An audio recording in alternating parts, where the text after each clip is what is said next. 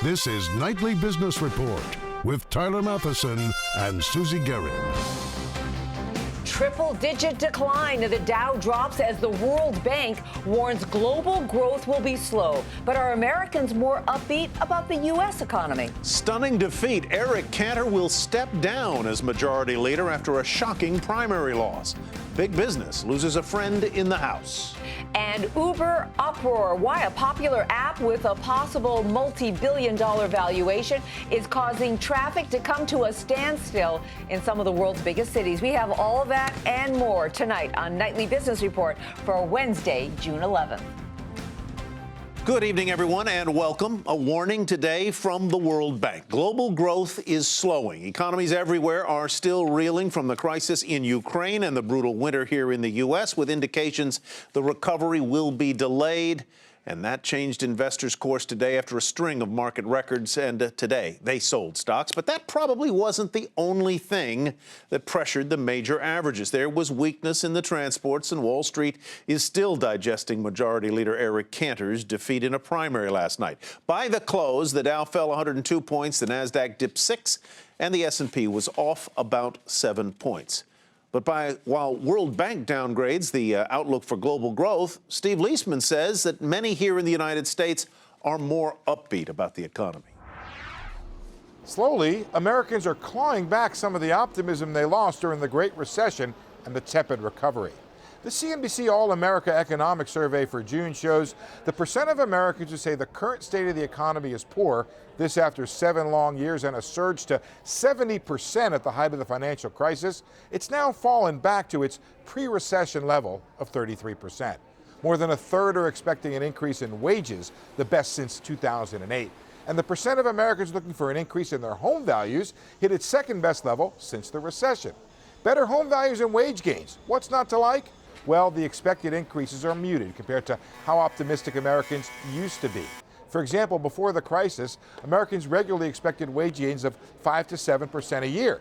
Now it's a good number when it's 3.5%. And while fewer Americans think the economy is poor, they don't really think it's as good as it was before the crisis. The survey, though, is in line with other data showing a return to pre-recession levels for things like the total number of jobs in the nation and the steady march back of small business optimism and other consumer confidence surveys. The bottom line may be this: Americans don't see the economy as bad as it was, but their optimism has taken what looks to be a permanent hit. There is one good sign. Americans plan to spend as much this year on summer vacation as they did, you guessed it, before the recession. So they still know how to enjoy themselves. For Nightly Business Report, I'm Steve Leisman.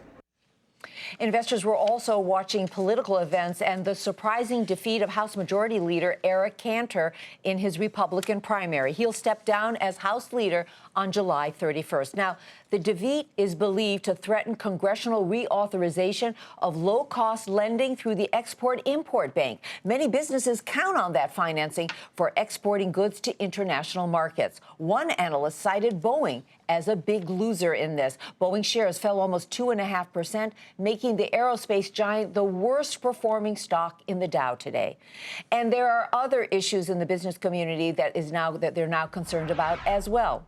John Harwood joins us now from Washington to tell us about all of that. Let's begin with just why does Cantor's loss matter so much to American businesses and Wall Street as well? Well, Susie, Eric Cantor was very conservative, or is a very conservative member of Congress, but he was also seen as one who balanced some of the zeal for conservative principles with a pro-business tilt. He liked Wall Street, and Wall Street liked him. Wall Street was one of his biggest sources of funds. And on crucial fights ranging from things like the Ex-Im Bank, things like the reauthorization of the Commodities Future Trading Commission, things like government shutdown, he was seen in the end as somebody who was going to make sure that catastrophe didn't happen. That is still likely the case because John Boehner is somebody like that as well, but this may make a difference on the margins. What would this mean specifically for that Export-Import Bank reauthorization and others that you just mentioned here? And wouldn't the individual who is likely to succeed him, Mr. Bratt, go along with these things, or would he not?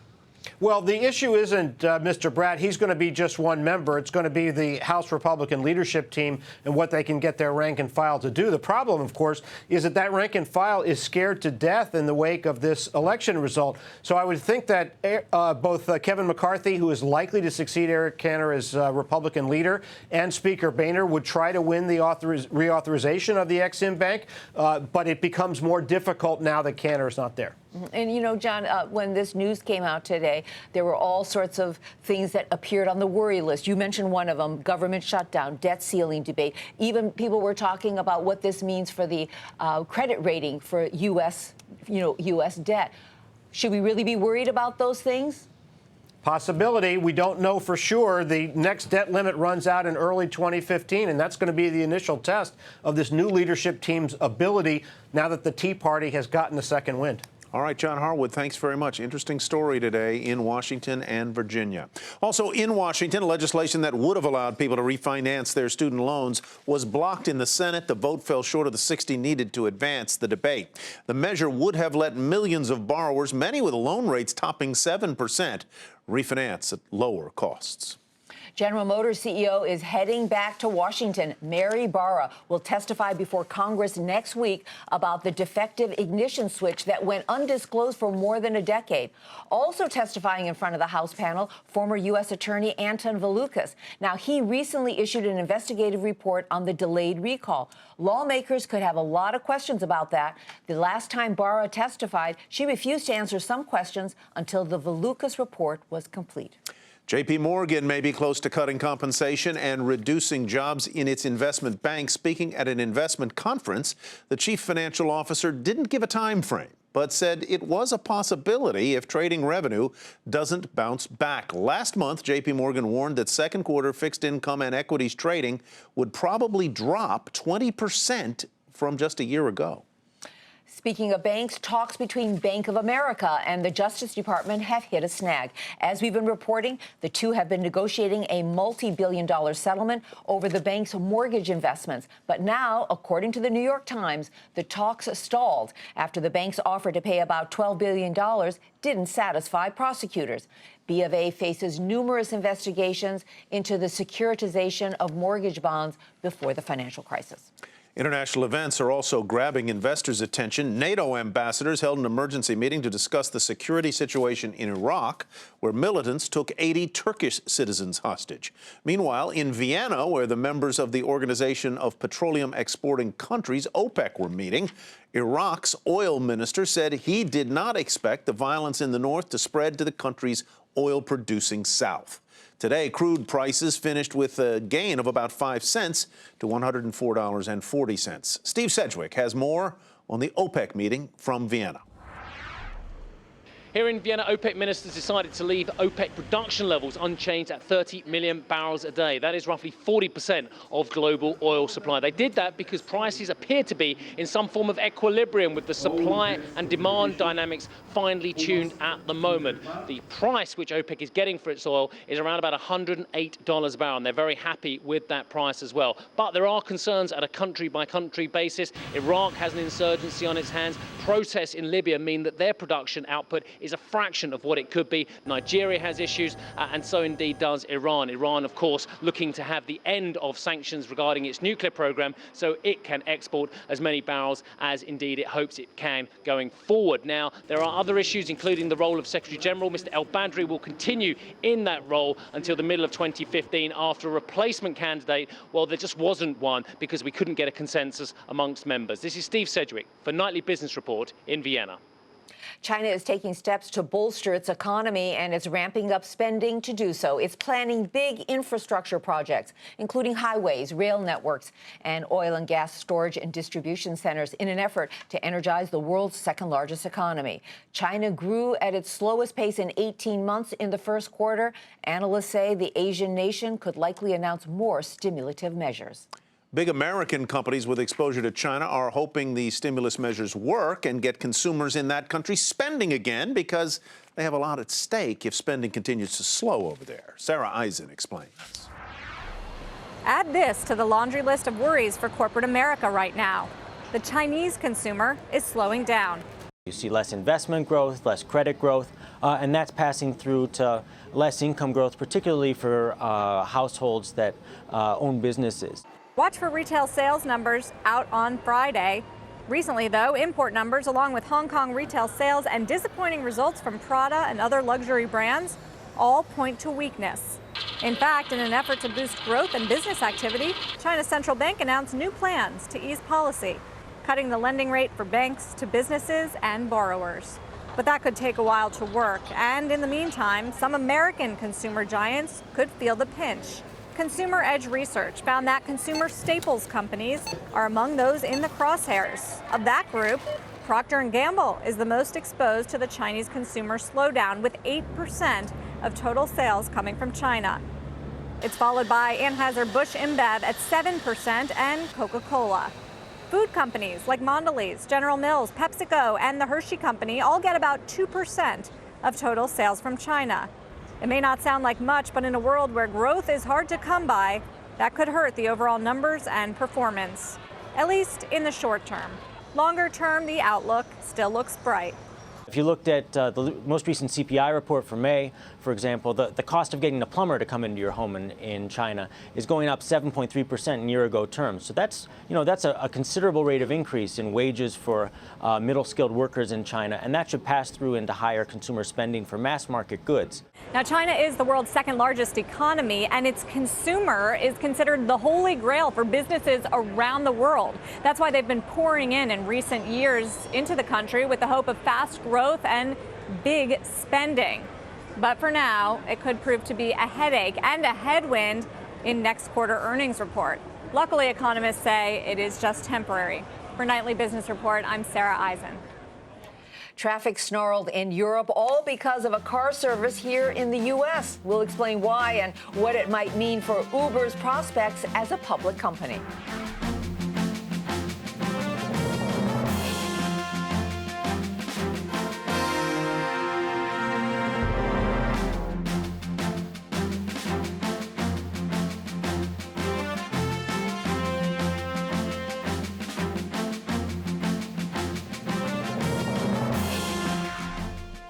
In capital cities all across Europe, horns were blaring, people were protesting, and traffic slowed to a crawl, all to show their disdain for a car-sharing service. From London to Berlin, taxi drivers are venting their anger against Uber.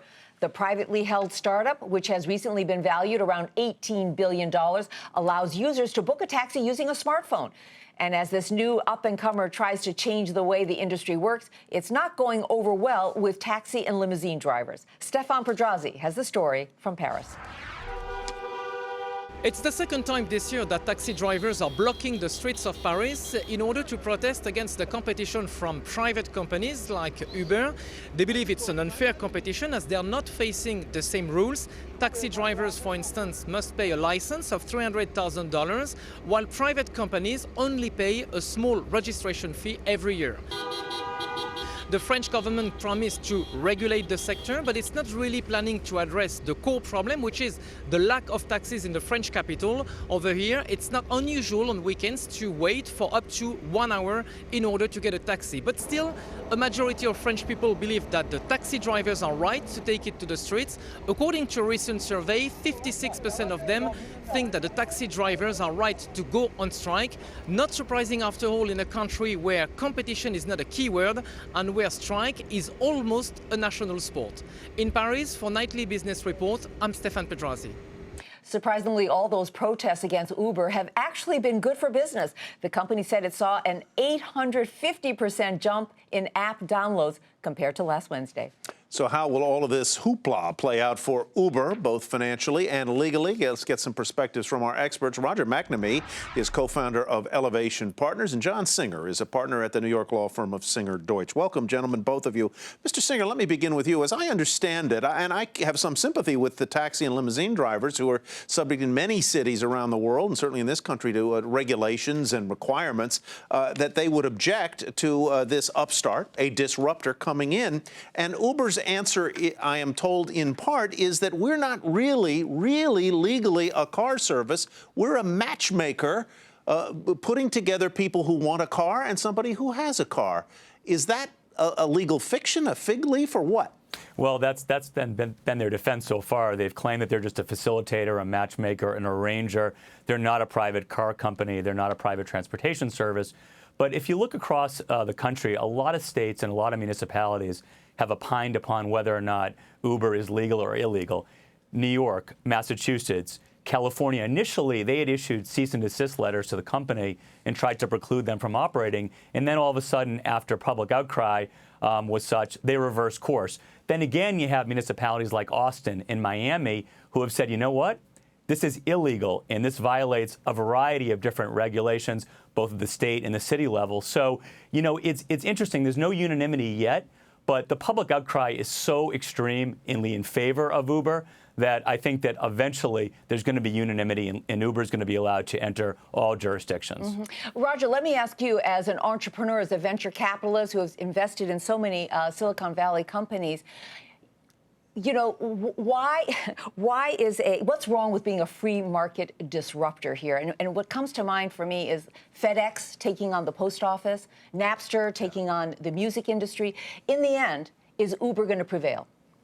I think so, and I think for precisely the reasons that the other guest was just speaking about, that the service really works. And in many cases, at least in the United States, they really are serving as a matchmaker for existing limousine drivers and existing taxi drivers. It's doing a much better job of helping them find fares quickly than they were able to do under the old systems. I think the real challenge for investors in looking at Uber is, what is it worth? We've obviously got a stake in the ground placed by Fidelity and others at $18 billion, which is a breathtaking number no matter how you count it. What do you think? Is it worth I believe that, well, you know, I don't think the number will work if the company remains a reservation system only. But I think their market opportunity is gigantic in the following context. We have something developing in the United States and I think around the world called the sharing economy, where increasingly consumers are choosing to live in cities, and instead of borrowing a lot of money to buy cars and to buy homes, they're using things on a pay-as-you-go basis, effectively doing what businesses have been doing for 30 years. I think that is a change that is fundamental and is going to last a long time.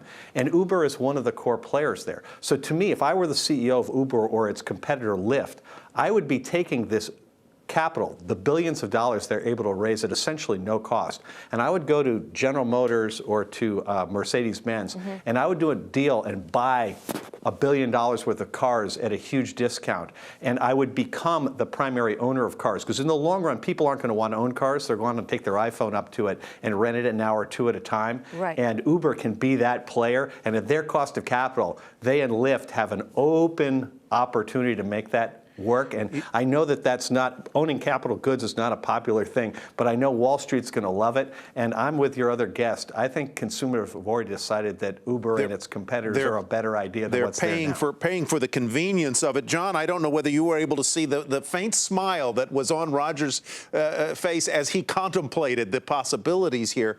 My question for you is, if I'm Uber, what is my ultimate legal liability if I am involved in an accident with one of their riders, or something bad happens on a trip here? They're going to say, not me, I just put you two together. That was a private contract between you and this guy, I don't know, in Birmingham or Austin or London.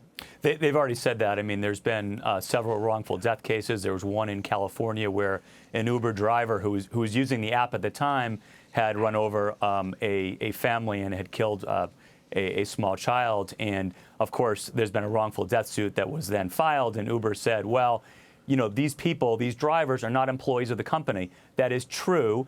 At the same time, while they may be technically independent contractors, it seems to me to be a very quasi-employee-employer relationship. There's a tremendous proliferation of the service right now. That means there's going to be a tremendous increase in suits against the company, because things are going to happen. Accidents occur, criminal activities occur by the drivers, and the company, I think, is not going to be able, at the end of the day, to shirk liability. I think that's going to be not the class actions they're facing about tips, but I think the biggest liability area for them is going to be in the traditional employer-employee relationship and whether or not they're liable for their driver's acts. Right. And Roger, let me ask you that. So you're in favor of this Uber business model, but let's say the company loses some of these lawsuits and has, big legal fees that they have to pay. How much does that risk this business model? Well, the way I would characterize it, I think Jonathan's absolutely right. They're going to have to accept that liability is part of the business. And frankly, because the convenience is so great, consumers are showing a clear preference to pay a premium to Uber, right? Uber's not a deep discount product. It's a product with premiums associated because the convenience is so high. So there's plenty of money in the system to pay all the costs of those things. I think they simply need to, if you will, man up to it, recognize that it's a cost of doing business. I think the reason I'm excited about it is that 3 years ago when they got started, it wasn't obvious that they could get big enough to overwhelm the civic opposition. They've clearly done that in the United States. They seem to be doing it in Europe. And to my mind, the core thing now is to convert from this very thinly veiled reservation model into recognizing that they're a transportation company and a delivery company, and that's a huge opportunity with big margins that they can exploit. And just for the record, Roger, you have no stake in that company, correct? No, none at all. I mean, I wish I had one from about a year or two ago, right? Because I'd be looking pretty good today. And finally, John, have you ever used it? I use it all the time. I think it's a fantastic service in New York City, of course, where we live. Yeah. There's nothing better. It's quick, it's reliable, and I think it's a great company. I do think there's going to be a myriad of legal issues, though, for the company. It's got everybody talking. Roger McNamee, thanks very much. John Singer, we appreciate your participation as well. Always a pleasure. We begin tonight's market focus with positive results from H&R Block. Shares of the tax preparer popped after it posted better than expected fourth quarter profits. It was helped by an increase in online business and higher prices for its services. Also, a late start to tax season helped pull revenue into its latest quarter. The stock rose more than 4.5% to $32.15. Caterpillar is upping its quarterly dividend by 17% to 70 cents a share. The machinery maker will pay that to shareholders at the end of July. Despite the move, though, shares fell a fraction to $108.69. Shares of Orexigen Therapeutics tumbled on news of a Food and Drug Administration decision about the company's obesity drug. Regulators are delaying their approval for the weight loss treatment for 3 months in order to consider post-marketing obligations and safety monitoring. The stock fell more than 14.5% to $5.81. And the European Union has launched an investigation into the tax relationships Apple and Starbucks have with some European countries.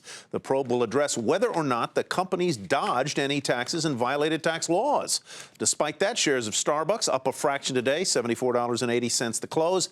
Apple, though, off a bit to $93.86. Lululemon's founder and biggest shareholder, Chip Wilson, turned on the company's board today. Wilson announced he voted not to re-elect a chairman and one other director. But despite Wilson's opposition, the retailer voted for both re-elections. Lululemon down today 2.5% at $44.30. Coming up, ready to renovate? Now there's a new way to view and plan your home improvement before you buy.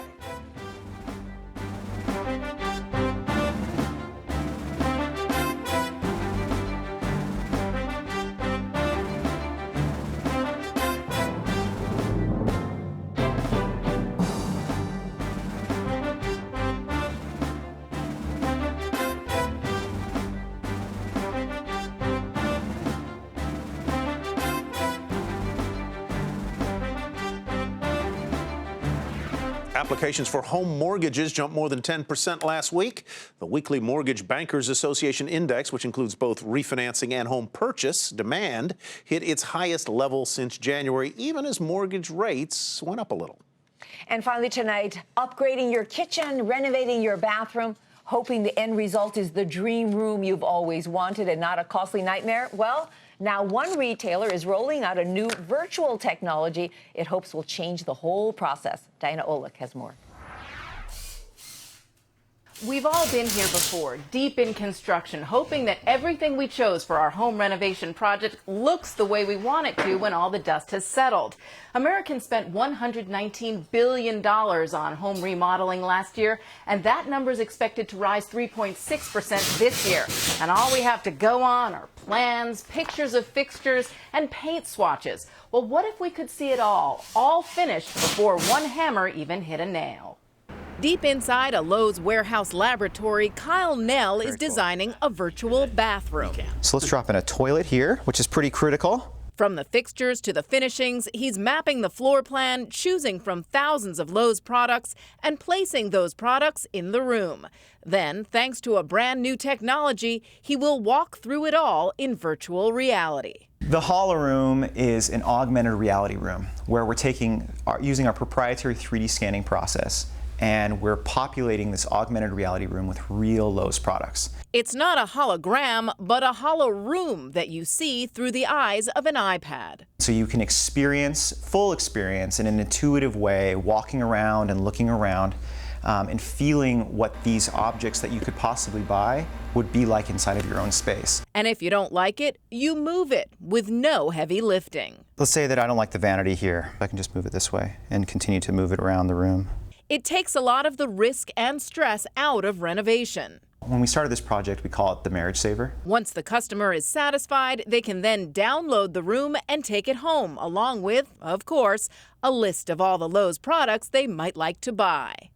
But don't go rushing to your Lowe's stores just yet. They're going to be rolling this out first in Canada, testing it, and then bringing it to the U.S. They're partnering with a company called Sci-Fi Futures, working to bring all this mess into the virtual world. For Nightly Business Report, I'm Diana Olick in Washington. And you can read more about virtual renovations on our website, nbr.com. You know, we both laughed when they said the marriage saver. Marriage saver. Boy, how many fights have you had? If I never see another paint swatch again, it'll be great. I know the feeling. That's Nightly Business Report for tonight. Thanks so much for watching. I'm Susie Garrow. And I'm Tyler Matheson. Fabric samples too. Have a great evening, everybody. We'll see you back here tomorrow.